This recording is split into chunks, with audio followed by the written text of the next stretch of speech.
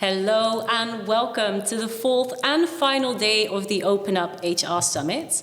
And today is also Mental Health Day, so it makes it especially fitting that we conclude our summit by focusing on the importance of measuring mental well-being in the workplace. My name is Emma White, I'm a psychologist at OpenUp and I am your host during the summit. And today in the studio I'm joined by some lovely panel members. Would you mind introducing yourselves? Thanks, Emma. Yeah, my name is Marta. I'm head of people at OpenUp.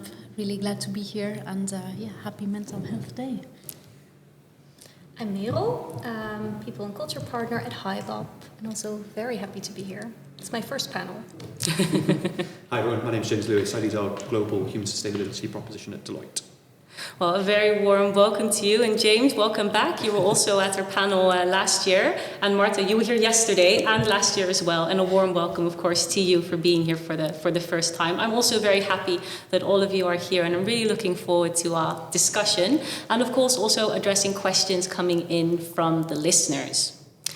Okay, so to kick off, I wanted to start by exploring the importance of today's topic. And if we would start with the topic or the question, how do you see the connection between the return on investment and mental well-being in the workplace? Can investing in mental well-being truly drive measurable results? James, can we start with you on this one? Sure. I think one of the interesting things is we try to separate out different elements of well-being. So mental, physical, emotional, and we've got some categories. I think my first view on it is it needs to be looked at holistically, right? Because physical health will have an impact on individuals' psychological state and vice versa. And then when you start to look at what keeps people busy, it's when in work, it's, are you a working parent? Have you got a load of responsibilities outside of work that you're trying to manage? All of these different challenges. When you're at home, I really should go and check those emails. It's that email guilt. I know I feel that email guilt a lot. And also the guilt of maybe not guilt, the responsibility of looking after a team. You sort of care about others and you build relationships. So stuff builds up in people's minds. And if an organisation is able to address the organisational side of it and start to free up time and enable that person to address some of the other challenges, that person is then going to be able to perform better in work, show up more, think a little bit less about some of the things that are happening. And it's really interesting because when you take a look at some of the Oxford Wellbeing Research Institute research, there's a great study that they did in BT in the BT call centre where they looked at increasing support for individuals, reducing some of the challenges that they're exposed to, and for every pound that was invested within that, they had a 12% return on investment, and that's holistically. And that 12% return on investment didn't manifest in sort of more basic sales. It manifested its way in complex issue resolvement. So when a customer would phone up and have a really complex issue, it would actually be resolved rather than not be resolved. You'd have customer retention, because if people are happier and more comfortable in work, you can hear that down the phone, so you respond a bit more positively to it. So there's a huge amount of research out there. Our own research that shows from the Deloitte Mental Health Report this year that every £1 gets a £4.70 return on investment. There's a whole load of research and stats out there that prove that investing in people and the well-being of that people being an outcome has a really positive return on investment. I don't know, what are your thoughts? Yeah, I think it also taps into sustainability and long-term, right? Because I think we live now in a world that is so uncertain, so much is going on. I think we're all trying to perform at different aspects of life, and you can only do so much for a certain period of time, right? You cannot be at 100 or 120% forever. So I think also creating that space for more balance, for taking care of yourself so that you're able to do it for longer is so important. So yeah, I think, of course, all the things that you've mentioned, but also more looking towards long term. You need to take care of yourself so that you are able to not burn out, basically. Yeah. we're here for the long run because our pension is quite far away. So we have to really look at that and to make that sustainable indeed. Yeah.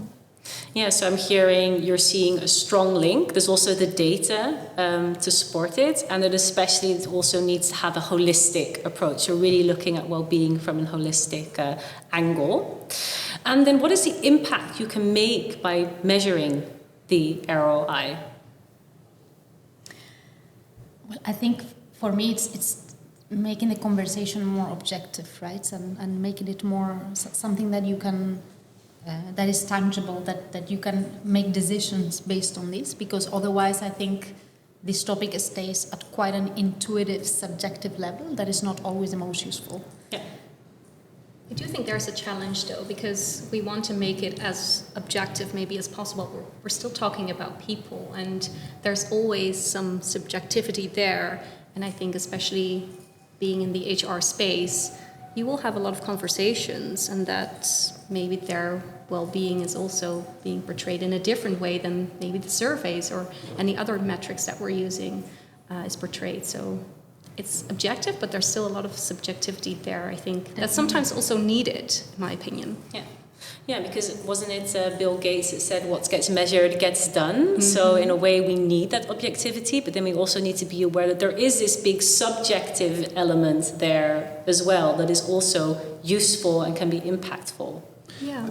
But what's really interesting about that is we did some research in 2022 which questioned a bunch of directors from UK businesses and practitioners from UK businesses.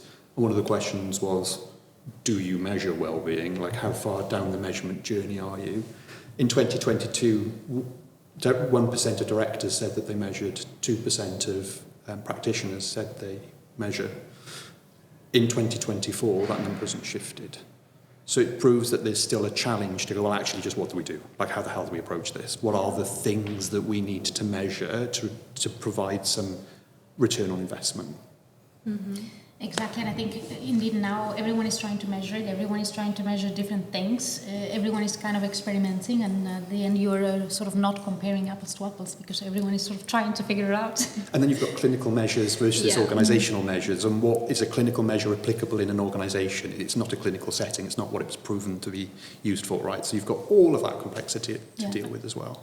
Yeah, I can sense the challenges is very top of mind. Like, we know it's important, we know that if we feel better, we work better. So there is also a strong need to also support this, so we know how we can then do that. But along the way, I'm sensing, the challenges here, objective, subjective, what are we measuring? Are we measuring the same things? Could you share a little bit more about the challenges that you specifically have encountered in measuring mental well-being, and maybe also how you have overcome them?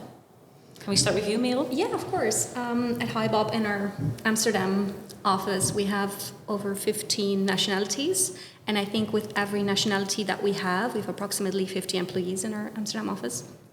Everyone also is very different in openness, how much they want to share in a survey. Some people are not really comfortable with sharing that with either HR or someone else just in a survey because they don't really know where it's going to end up, basically, or about the security element.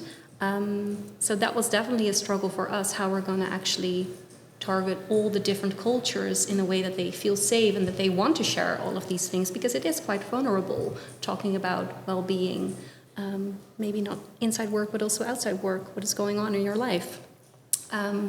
So we've tackled that, I would say. I hope that we tackled it. By just really showing what we actually do with all the results and really being open with all the results in the surveys that we have, so people know that we do actually take action. One of the things that came out of the survey was that people felt like there was a disbalance between work and life balance. And now actually we have a Bob Balance Day. So at the end of each quarter, everyone gets one day off where there's no Slack, no email, nothing, to fully restore. So I think that really shows, and that showed employees as well from different nationalities, different backgrounds, that we actually do care and that we listen to them. So now the response rate also has gone up, and we see a lot more engagement. Impressive. So it's through transparency, openness and also showing what you do with the data and what amazing outcomes it can have that has increased the trust with also being honest in these surveys and addressing these different cultural needs. Yes. And any challenges that you have either been facing with regards to measuring return on investment well-being initiatives? You just brought up the cultural challenge. I mean, in some cultures, people just will never share what goes on outside of work because that's not acceptable and it's not what they want. They don't want that relationship or that social contract with their employer. So that's a fundamental issue that will be sort of observed in some parts of the world. I think the other element that is sometimes a challenge, and there was a great quote, and I can't remember who it's from, and it was in comparison to when we look at hybrid work, where some CEOs will just embrace it and others are just in denial. And there is a real issue in some organisations where leaders think, you know what, it's well-being, it's soft and fluffy, it's not measurable, it's a thing, it's a fad, it'll die. Whereas on the other end of it, you've got the new grads, people coming in from university, different spectrum of generation, Gen Zs or iGen, whatever we're now calling them, right? That are going, well, actually, I really care about purpose and I care about my balance and I work to live, I don't live to work. And that's a completely different mindset to sort of the baby boomers that you see on the left-hand side, which have perhaps very sweeping statement, more work is my thing, like this is what actually I am part of, I feel that this is perhaps a bit more of my community. So you've got that balance. And with all of that just comes down to different cultural expectations from different generations, different backgrounds, that you need to identify some of those challenges when you start to go down your measurement journey to be able to address them. Mm-hmm. And then the second element is understanding who is in your organisation, because one size does not fit all. Yeah, so besides the cultural aspect, there's also the generational aspect that you're mentoring and all the different backgrounds and different needs. So what you're saying, James, is it's important to first listen and understand what those needs are with regards to well-being before you know what you can measure. Before you even go down that journey. And we've got a framework that we've developed called the nicer approach to well-being, because everybody loves an acronym, which is needs, interests, concerns, expectations and prevalent risks. Because if you ask, what do you need? What do you expect from me? You're setting a social contract. What really concerns you and what interests you? You're fueling that individual to be able to go, well, I need development opportunities. This is something that interests me. Or my parents will be going into care at some point in the future, and I need some information on that, which you can then wrap your benefits around. Yeah. The concerns are really the root causes of sort of the sadness that we all feel, or the stress or the anxiety.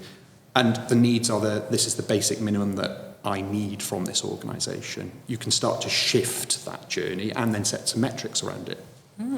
Really interesting. What are your thoughts about this approach? Yeah, I think indeed different teams need different things, also people in different life stages. If I would have to mention a different challenge, would be change. I think, at least in our organization, we have grown, we have changed quite a bit in the last few years, and that also, of course, has an impact on well-being. At the same time, it is inevitable. Culture will change, companies will change, but how much that impacts how you're scoring on well-being and how much you can do something about it, or you should do something about it, has also been challenging. Yeah, and I think there's also lots of stats showing that our perception of change is like tenfold now from what it used to be. So also in a company context, that also has a big impact, but it is also in a way inevitable. So how do you balance that? Yeah, I would say, but also definitely what you were mentioning, expectations. What do people need, but also to which extent we as an employer have that responsibility. And that is also something that we as a specific company are not going to solve, right? Because it's a societal conversation that we're having. Also makes it interesting, of course, but I find that difficult. Yeah, so there's also the element of responsibility. Yeah. How much is with the company, how much with the employees? Yeah. Any other challenges that you've been encountering with trying to address this topic of ROI and well-being? I think there's a real interesting point of you walk into a finance department and say, can you prove there's some ROI on something? And typically they'll go, well, yes, no, it's this, it's that return on investment. There are some real simple things that you can do, because if you've got, for example, an employee assistance hotline or some employee assistance program, you've targeted it, you know it's being used, you can start to attribute cost, and then you can link it to people coming back to work, and then you can link it to the subjectiveness that you were talking about, which is if you were to ask your employee base, do you use it, how do you feel it is, and the response is overwhelmingly positive, you can start to calculate some of the ROI. And I think the challenge that we are seeing in the wellbeing industry is the methodology that's used in finance and other typical business case stuff, right, is perhaps not being applied to be able to think about how to measure return on investment. And everything from when we go out to procurement and we're getting something, what are we getting, what are we expecting to get back from it, right the way through to have we received that return on investment. Because you typically see that in large capital expansions within organisations, right, or investments in tech. We haven't applied that methodology yet to the wellbeing industry. And why is that then, do you think? Don't know. Couldn't tell you, no idea. Maybe it's still seen as this fluffy nice to have and not taking that seriously. Yeah, possibly because of the subjective nature of the things we're talking about. Yeah. What I was mentioning. Yeah, exactly. Yeah, exactly. I think that's also something we've heard back in some of the panel discussions as well, that sometimes it's still seen as like a side job or a side project, when in a way it is intricately part of the work that we do, because it's done through people, and how they do their work is how they feel. So maybe that's also a belief that maybe is also a challenging one to overcome in organizations. But I think, as you mentioned before, there with the shift, Gen Z coming into the workplace even more, I think there will be a shift, because maybe typically with the boomers and millennial to a certain extent, it wasn't as needed, or they didn't feel that it was as needed as it is now. So I think it's more top of mind with everyone. So I think with it being more top of mind, the metrics and the importance will also arise a bit more. Yeah, so the need is becoming bigger, so we have to respond to it, and we're feeling that. And then how can organizations ensure that the metrics that they use are accurately reflecting the mental well-being of their employees? I think for me it comes down to indeed doing quantitative analysis, and you can do your satisfaction engagement surveys and look at the trends. Is it going up? Is it going down? But I think you also need to have qualitative information, and it comes down to, it can be the manager, it can be HR, but have those meaningful conversations with the employees. And if you observe a certain trend, don't just leave it at that, but go a little bit more in depth. Yeah, so creating the space to dive deeper. Yeah. And you wanted to say something as well. Yeah, I think sort of similar, same line, connection, just really creating that connection with the employees, where it is with the managers or the employee itself. I think that becomes more and more valuable. Maybe with even Gen Z, mention again, I'm not Gen Z, I'm a millennial. The connection, because everything is online and we have so many remote workers as well, I think the connection nowadays is even more important, especially when it comes to well-being. So I think looping that in as well, besides just the metrics, can really create the entire picture, makes it even more important. How can HR professionals do this then? Create that connection or creating that space to dive deeper? Do you maybe have an example of how they could potentially do that? Well, sharing my experience, I think I'm just in the office a lot and I just sit around. I try to move around a lot. I'm never sitting actually in one place. I try to move around and just hear what's going on in the entire organization. I'm also looking after Germany, so I try to come to Germany quite a lot as well. But I think also being vulnerable yourself, that you're having struggles. I'm a working parent, so I try to be open about that as well, that sometimes it is difficult for me to have everything together and that sometimes my balance is off as well. And I think that really helps to open up that conversation with other employees. I think that's the fundamental thing that leaders can do to make a difference. From the experience we've had where, because obviously I'm client-facing rather than looking after Deloitte, the number one driver of being able to shift the dial on well-being is leaders setting a psychologically safe environment, being vulnerable themselves, proving that they're just humans, rather than people that sit up in an office on the 17th floor, and giving that personal lived experience, because then people react to it. For me, I think it's the fundamental driver that starts to shift the needle. Yes, it doesn't have to be as big as we're organising a session or a workshop, but even the small things of sitting in different places or being vulnerable yourselves that can already give you insight and input, maybe not objectively, but subjectively, about what is going on and what might be needed. Yeah, and I also think in the end is a collective thing. So you were mentioning indeed big responsibility of the managers. Of course, HR plays a role, but I think as colleagues, we're all responsible to check in on each other and create that safe space. I recently read a term that was published in a white paper about corporate psychological responsibility, and it's about the shared responsibility there is between employees and employers for our well-being. So it's not just the employer, it's not just the employee, but we have to do it together. So I think that taps in nicely to what you're also mentioning. I mean, in the end, it's a group of people. So I think, of course, as an employer, we do have a certain responsibility to indeed make sure that there is a safe space to take action if the space is not safe. But I think we all play a role there. Yeah. Definitely, shared responsibility. And how can organizations then tailor their measurement strategies to account for these diverse needs that we've been talking about and experiences of different teams?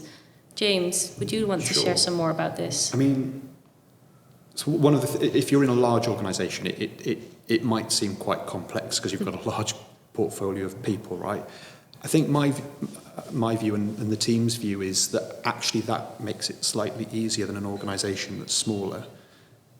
Because if there's only 50 of you in an office, it's really difficult to get things tailored to a smaller group of people because there might be 4 or 5, right? Mm-hmm.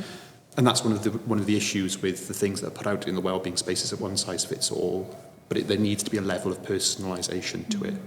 In larger organisations, it does become easier. Think about TikTok. If you're in death scroll mode, right, that's been targeted at you because you fit in a persona that's sat and watched videos for longer than the stats or the quantity of data or whatever that sits behind it. If you apply a similar methodology of using the nicer that I talked about earlier on, the needs, interests, concerns, expectations, and create personas, a handful of personas, we're not talking about hundreds and hundreds of personas, you can actually start to target interventions and ROI measurement to those personas rather than doing the one-size-fits-all, which feels like it's too big, right? Yeah. So in an organisation that we recently worked for, we identified 4 or 5 personas. It was the lifer that had been there for life. This will probably broadly be relevant to every business. The early starter, so somebody that's coming, they're relatively young in their career. The sort of senior experienced hire that's maybe more middle manager.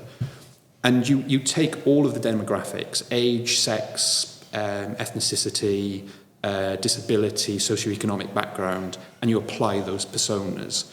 Because that's who people are, right? It's not a director or a man or a woman.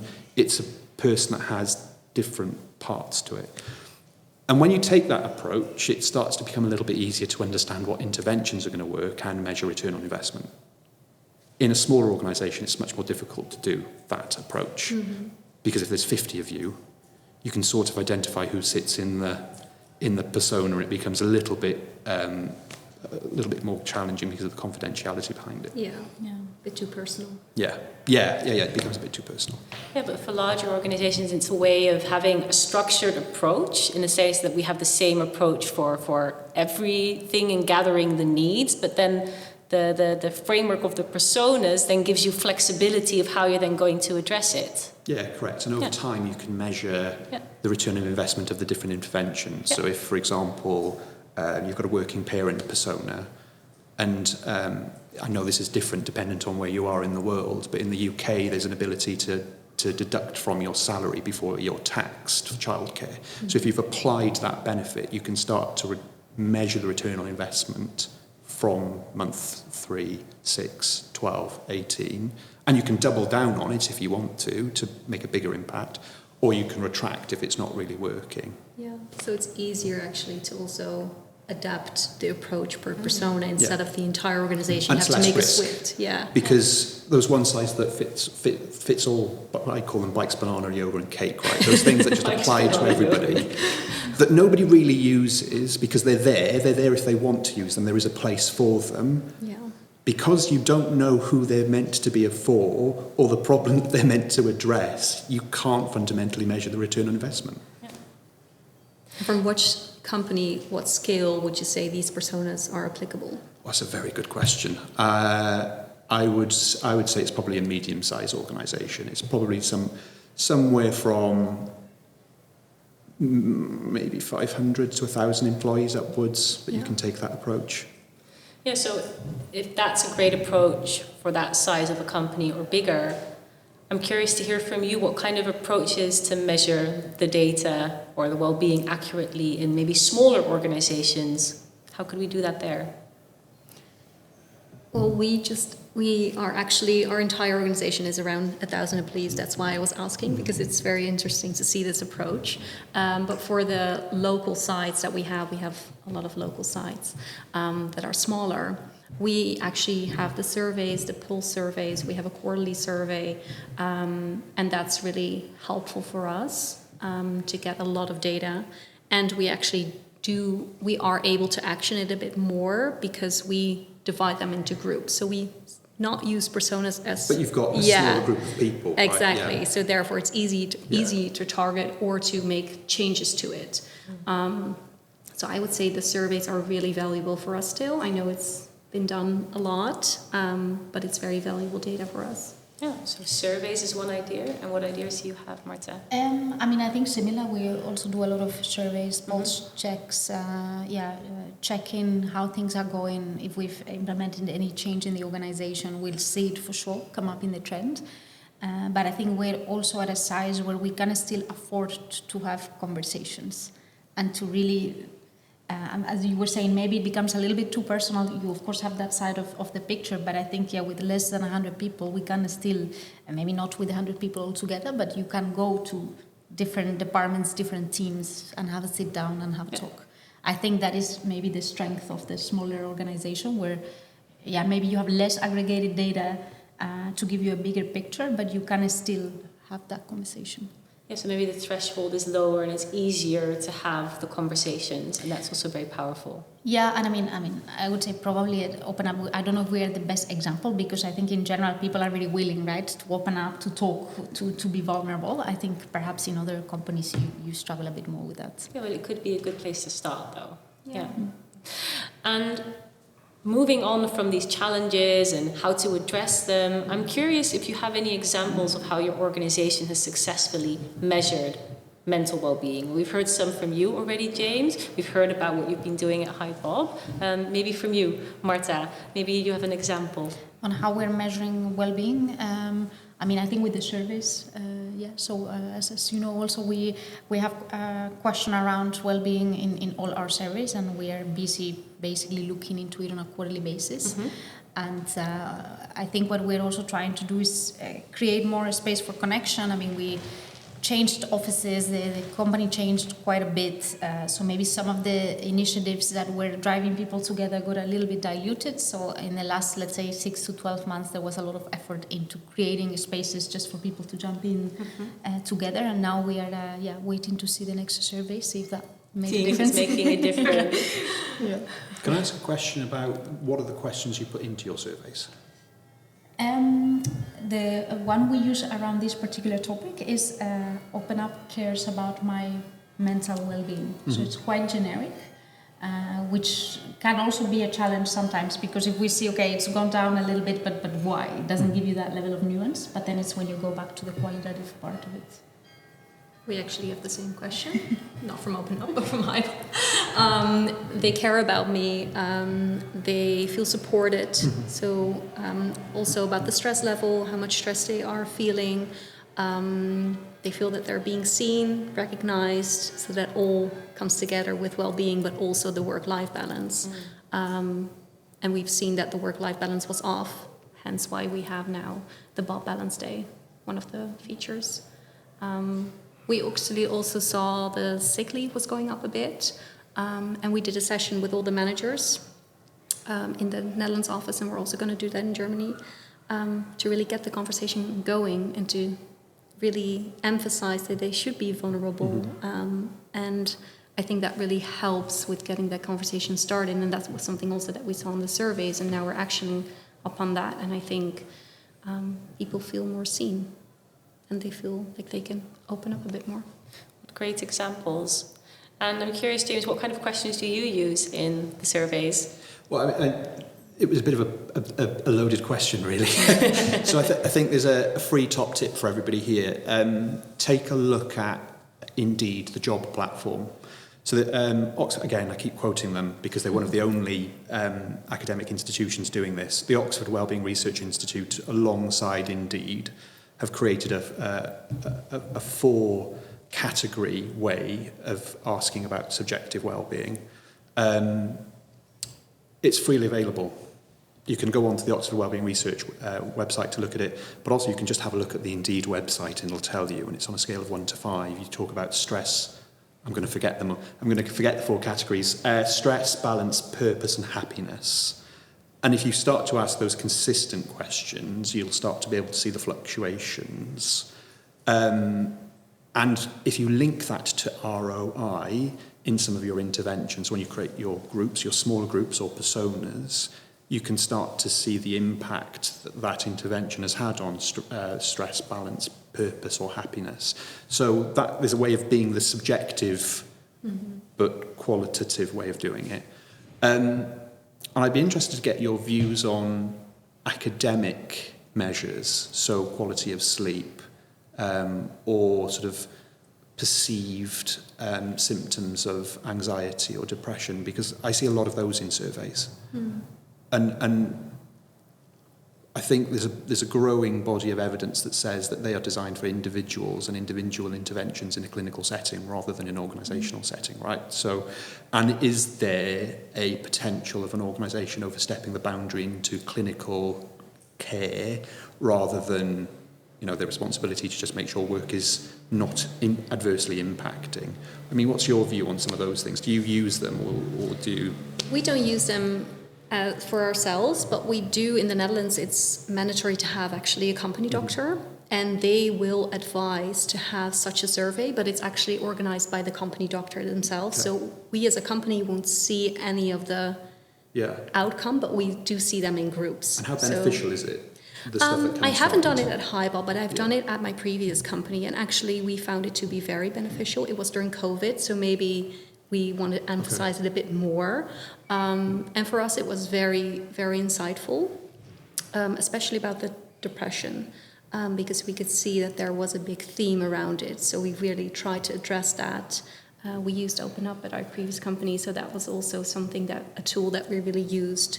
But I think, from my point of view, I think it's more with the company doctor, because it's sort of getting into that clinical territory. And I think if you want to lift the boundary, especially when it comes to cultural differences, I think it's very hard if you're going to directly ask those questions. I think that's a very interesting question, because if you measure something, is there then a responsibility that you do something with the information? And what you're saying is that when it comes from a company doctor, it's a different angle in the Netherlands than it would be if it's coming from higher management, for example. What are your thoughts on this, Marta? Yeah, so we don't ask about this specifically, but of course, if we look at the OpenUp report that shows, okay, what types of conversations employees are having, what are they flagging to the experts, you can see, right, what are the top themes that are coming up, and sleep is one of them, for example. So I would say it's hard to action, because indeed, what can you do if people are not sleeping well? But it adds nuance to, for example, the engagement survey scores.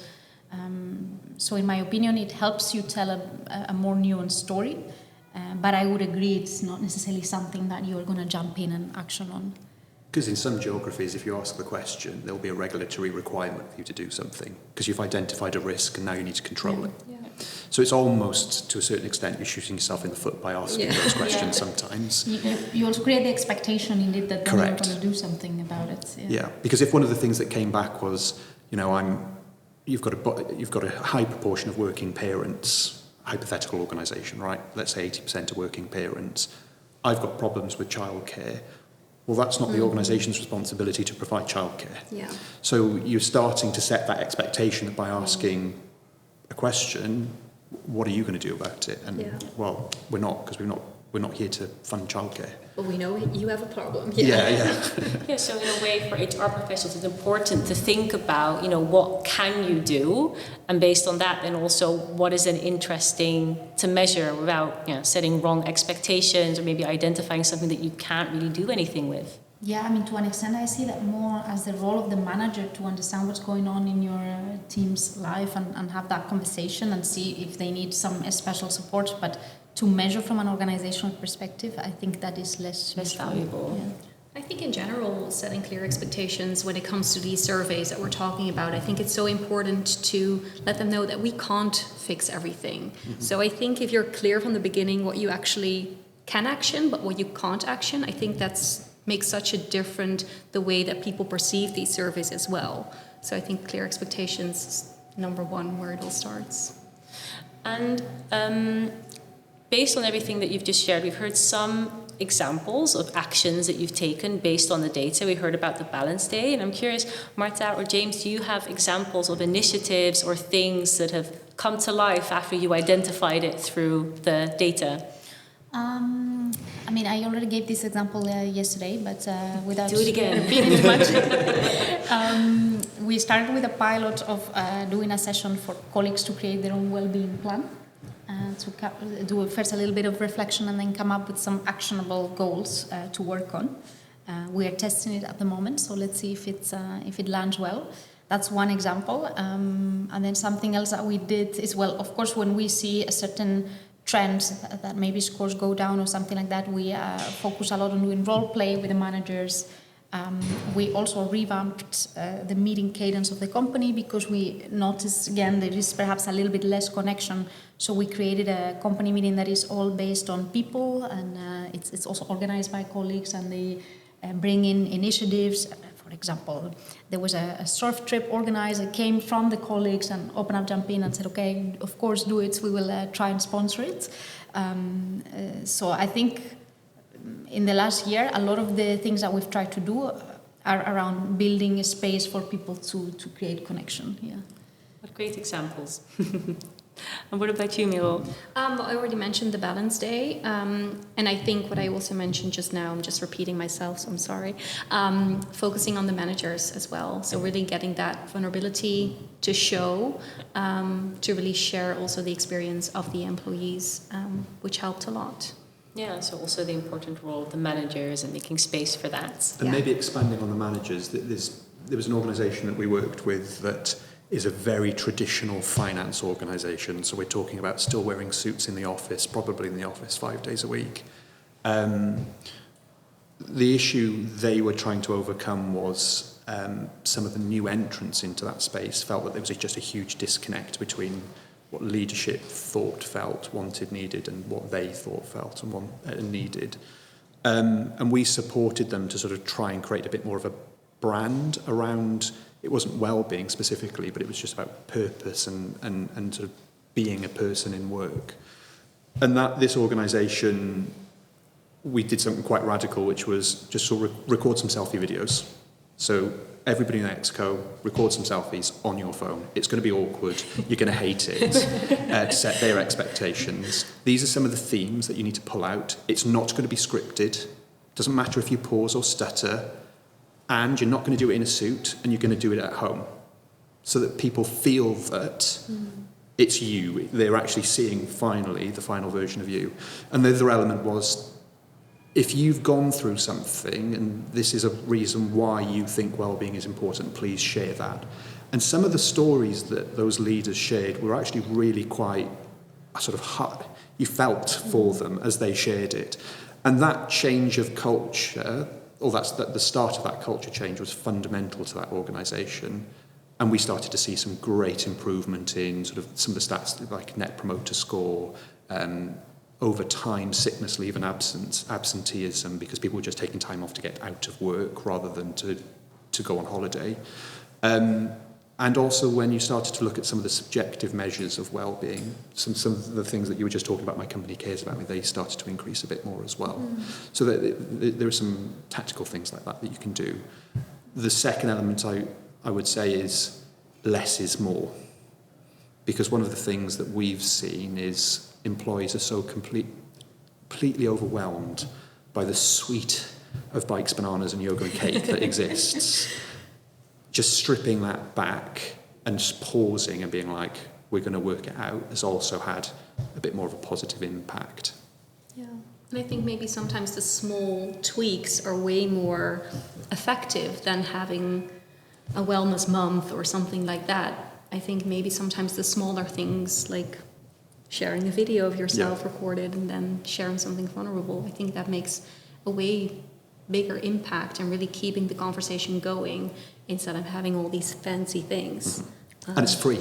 Exactly. It doesn't cost anything. Easier to implement and free. Yeah, so it's the power of vulnerability and the power of taking small steps as well. Yeah. Going back to the basics. If you have a very flashy program but your basics are not right, then or it's not targeted right to the right personas or the right groups, and you're not getting anywhere.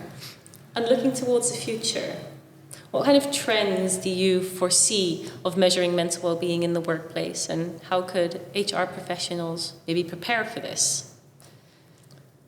I think I've said it maybe already, so I'm sorry. But I think when Gen Z, that they are now entering the workforce even more, I think the connection becomes more important because, generalizing here a bit, but as you mentioned before, they maybe see work not as their life, but life comes first and then work. So I think really pulling them in and trying to get them engaged, I think becomes more and more important as we go to the future.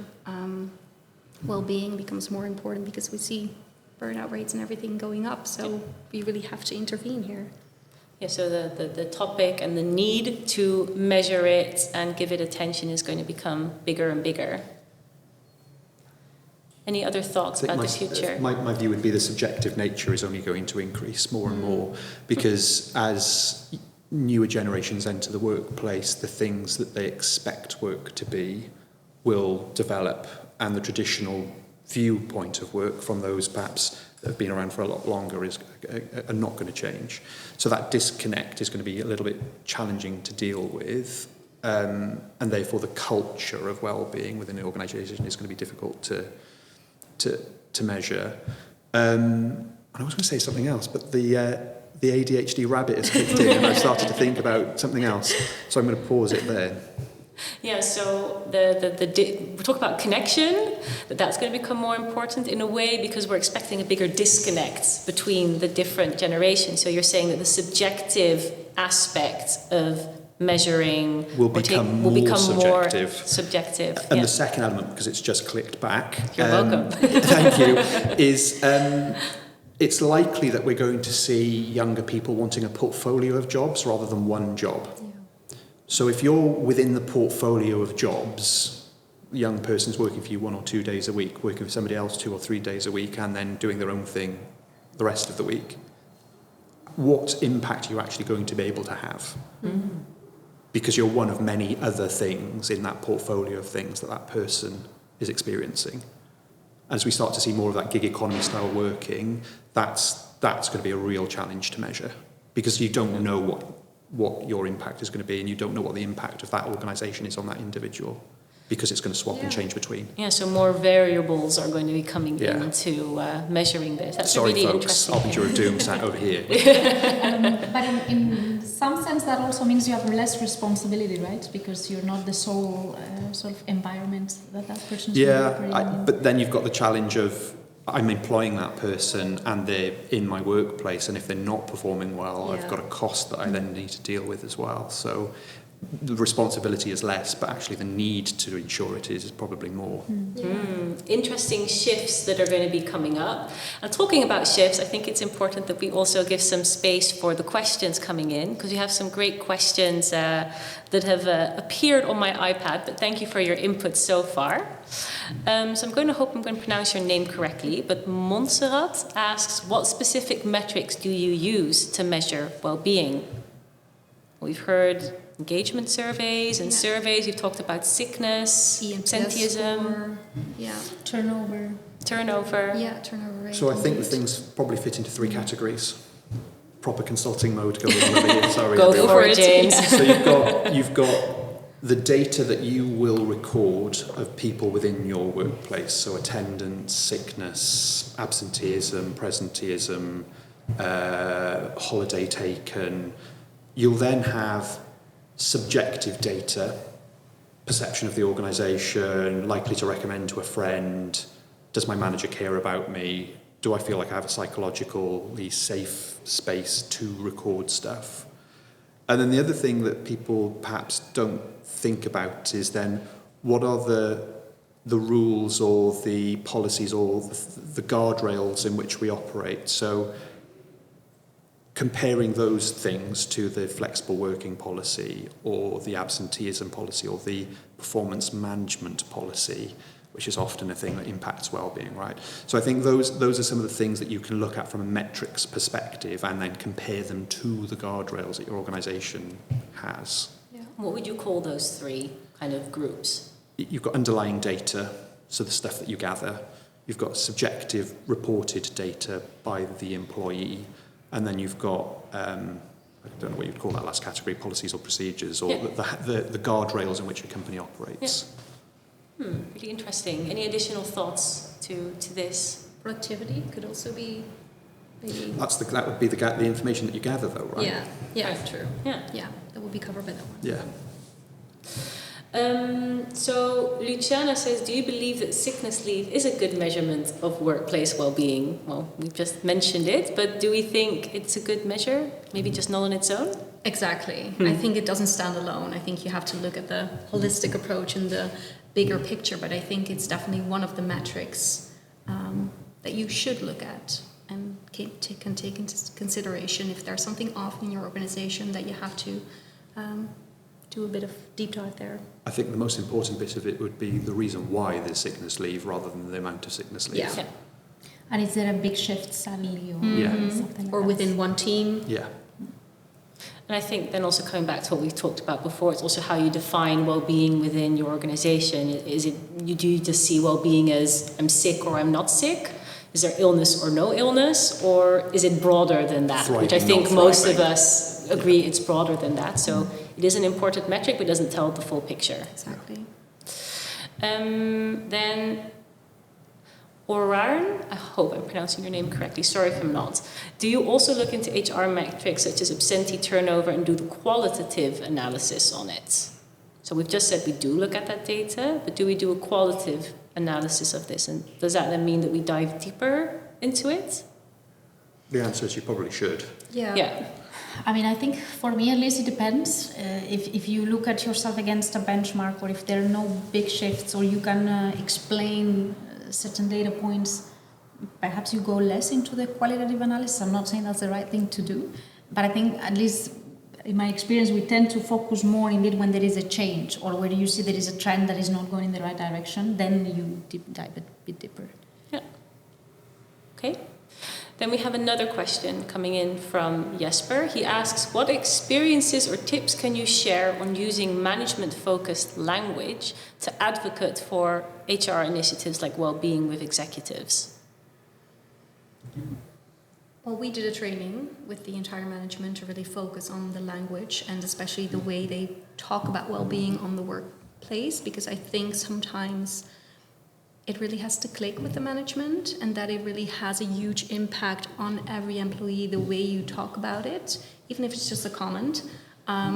So we've really dived into that topic and we did a few sessions about it, and I think it really has made a big change in the way management perceives it. And really, we did a breathing session, for instance, and the entire management participated.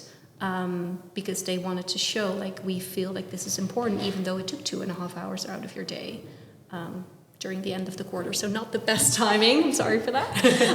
Or maybe it was the best timing. Or maybe it was, well, maybe the week after. Yeah.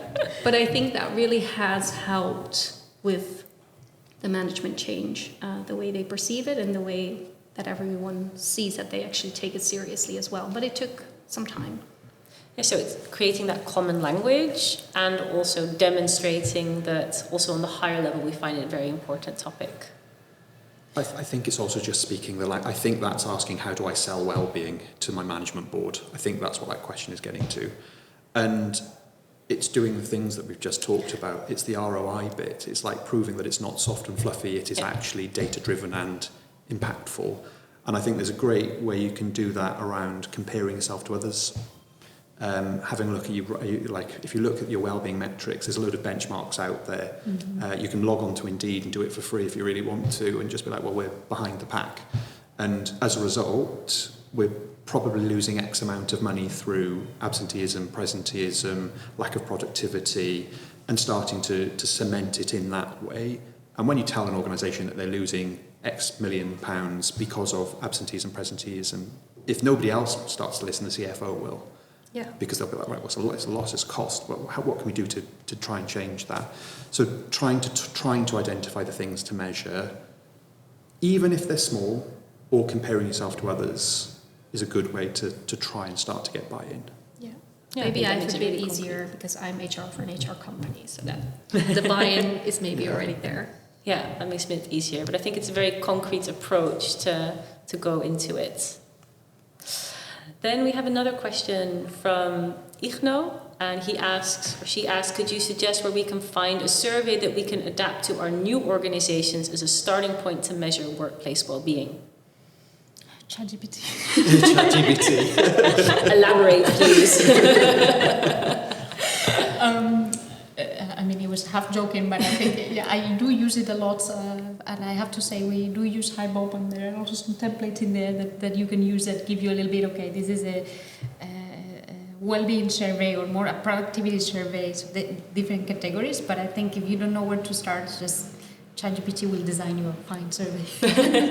It's a good place to start, kind of like the brain dump and exploring and thinking and getting some inspiration. Yeah. And then from HiBob as well, you also have definitely. We have templates. a lot of templates. Yeah. I think it's asking about 4 key questions, which you've heard me harp on about. It's what are the needs, what are the expectations, what are the concerns, and what are the interests? Because from that, you'll start to gather data about barriers. And then use the Indeed stuff, because it actually gives you some way of quantifying subjectiveness. Yeah. Great suggestions. Then Luciana asks, and this is going to be our last question, do you think there is a relationship between quiet quitting and workplace well-being? Broadly, roughly. I mean, there'll be a whole reason for quiet quitting. It could be a lack of purpose in the job. It could be toxic work culture. I think there's a fundamental point for us to talk about here, which is we're talking about well-being, but well-being is actually the outcome, right, of work. And I think quiet quitting is a good example of there will be things that your business does that impacts well-being, and those things will also impact that individual's idea of if they want to stay with the organisation or not, would be my view. There is a relationship there, but I don't think poor well-being on its own will be the key reason for quiet quitting. Yeah, so you need to understand why is the well-being poor. Correct. Yeah. Yeah, I agree. Okay, clear answer. Thank you. And this means that we're wrapping up our session and also the summit. So I want to say a big thank you to James, Merel and Marta for sharing your valuable input and insights. And as listeners, we hope you've enjoyed listening in and tuning into our sessions as much as we have enjoyed hosting it. And if any of our discussions or the discussion specifically today has piqued your interest to understand more about what OpenUp can do for you, please visit openup.com/business. And of course, we hope to see you again next year during the summit. But don't go yet, because if you want to take a few deep breaths before moving on to the rest of your day, you can join my colleague Judith, who's going to walk you through a short mindful moment. But from me, from us here in the studio, we want to say thank you for tuning in. Hopefully see you next year. Bye-bye. Today marks both the final day of our HR Summit and Mental Health Awareness Day. It's been a week full of learning and growth, and now it's time to honor our mental well-being. In today's mindfulness session, we'll focus on relaxation and self-care, guiding you through a peaceful journey to let go of any week's challenges. This is your time to reflect, to appreciate all you've accomplished, and to recharge before moving on. Let's create a space of calmness within, where you can find rest and renewal. Sit comfortably, try to soften and relax your body. You may close your eyes or leave them open, whatever is best for you. Focus on your breathing. Take a few deep breaths in and out.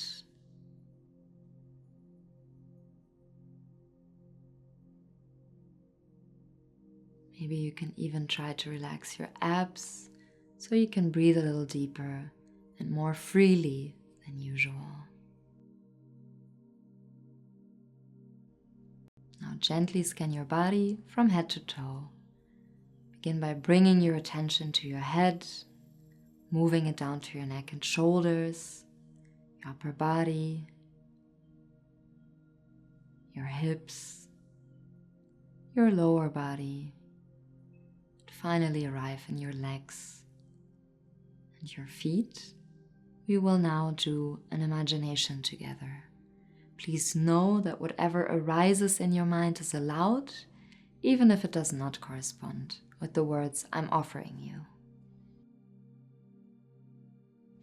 Imagine that you have been given a piece of land, a beautiful piece of land in a quiet and peaceful place. And on that piece of land, you can build for yourself a house, a center where you can retreat, a safe place, a temple.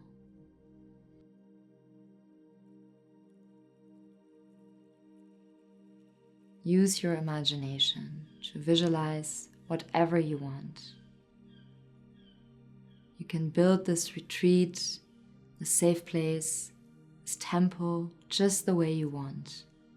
Simple and minimalistic, or elaborate and luxurious, made out of wood or out of stone. Just a single room, or more rooms if you want.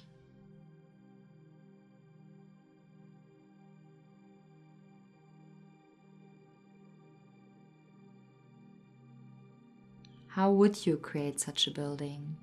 What would it look like? What would make you happy? This is for you, just for you. You can decide how you want it to be. So create this building, the outside and the inside. Maybe you want to build a garden around it. To this place, here you can come to recover and to be yourself. To recharge, renew yourself, find peace in the midst of chaos. Use your creativity and imagination.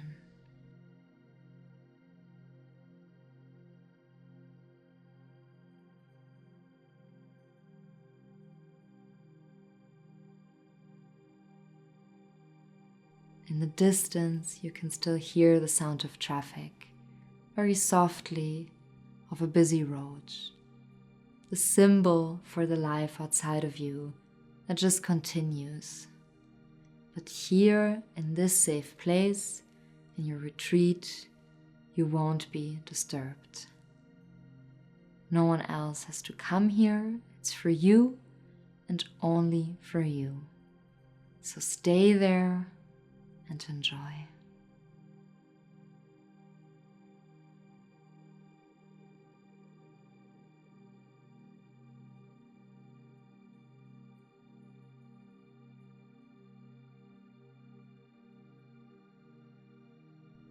Slowly and quietly let yourself become aware that this retreat you have created is actually a symbol of something deep within you, deep in your heart, deep in the middle of your chest, your inner temple.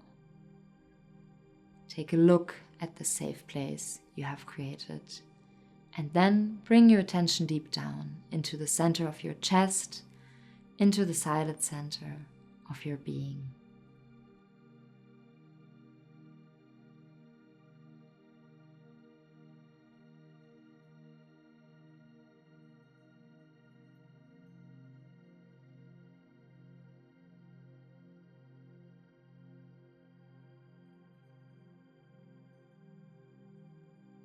It is always there, whatever is going on around you, in your mind, your body, or in your environment.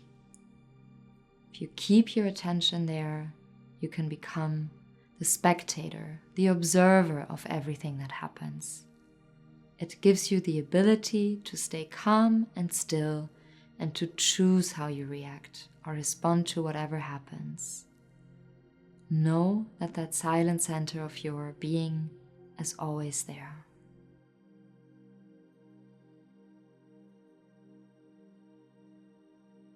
Slowly become aware of your breathing again. Take some deep breath. Bring your attention to your body again, your feet on the floor, the ground beneath your feet, sounds around you. Now, if you are ready, take a deep breath, move your hands, your feet, you can stretch out and open your eyes. Thank you for joining this final mindfulness session of our HR Summit. As we conclude, remember that the calmness you've created here is always within you, ready to be accessed whenever you need it. Take the sense of peace with you as you transition into the rest of your day and beyond. You've done incredible work this week. Be proud of your achievements and don't forget to take care of yourself. Wishing you all the best on your ongoing journey and hope to see you soon at any of our OpenUp sessions.